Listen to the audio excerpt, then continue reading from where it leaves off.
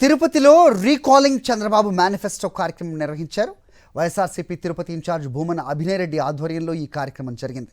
చంద్రబాబు ఎన్నికల్లో ఇచ్చిన హామీలు అమలు చేయకుండా ప్రజలను మభ్యపెడుతున్నారని అభినయ్ రెడ్డి మండిపడ్డారు. 420 హామీలు ఇచ్చిన చంద్రబాబు ప్రజలకు వెన్నుపోటు పొడుస్తున్నారని ఆరోపించారు. బాబు మోసాలను ప్రజలకు తెలియజేయడానికి రీకాలింగ్ చంద్రబాబు మేనిఫెస్టోను ప్రతి ఇంటికి తీసుకెళ్లాలని తెలిపారు.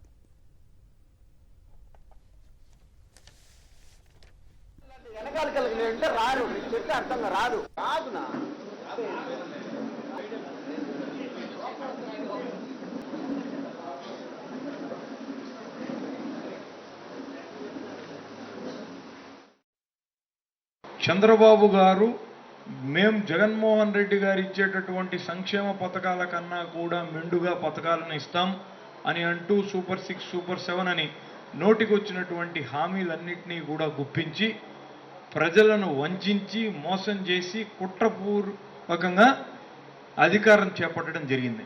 ప్రజలందరూ కూడా మోసగింపబడ్డారు.